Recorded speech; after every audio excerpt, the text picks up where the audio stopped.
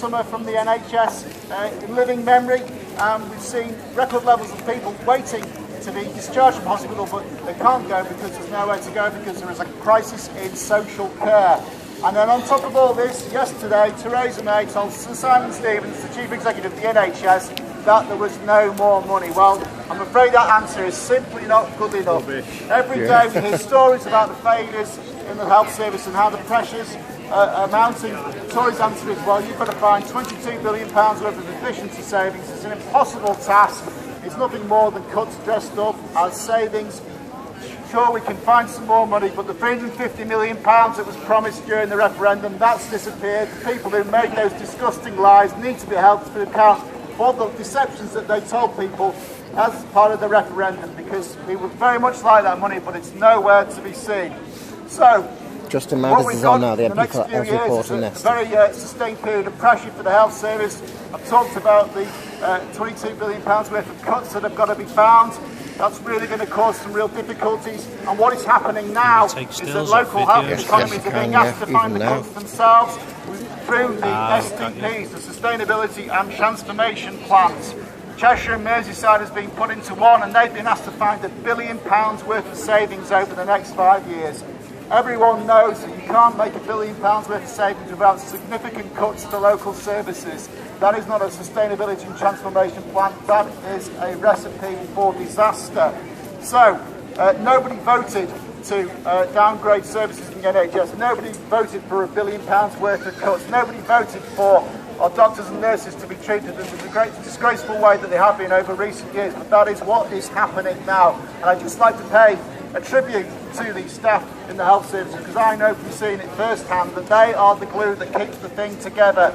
They're coming under unprecedented pressure from all angles, systematic underfunding in social care, systematic underfunding in the NHS, and the doctors and nurses and the other health professionals in the NHS are the people that keep it going. They are the people that are working beyond the call of duty to keep things together. So I just want to say thank you very much for everything that they do, and without you, we would really be in a bigger mess than we are now.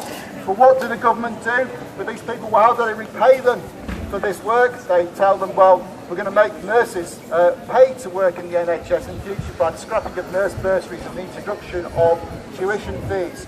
They are going to have to take out massive loans and then work in the NHS and pay for the privilege just to qualify as a nurse.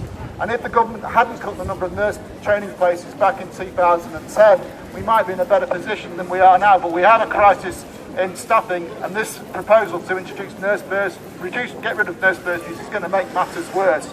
We've got problems across the board in terms of retaining NHS staff because they're under immense pressure, immense stresses and strains, and we can see that in the numbers of people who are reporting massive gaps in rotas. You can see that in the vacancy levels in the ambulance service, massive vacancy levels, and the number of people who are reporting that they're not able to do their basic jobs in the health service because they're under too much pressure. So we've really got to start to reverse this trend and value the staff in the NHS, support them properly, and certainly not insult them by saying to foreign-born doctors that you can stay here for a few years, but when we get enough UK-trained nurses and doctors, you can go home, because that is not a realistic proposition. It's an insult to people who've given their lives to the health service, and it's an insult to everyone who has had a very good experience at the hands of the foreign-born doctors who actually are a major part of the health service, and they're not going to be going anywhere soon if we've got anything to do about it.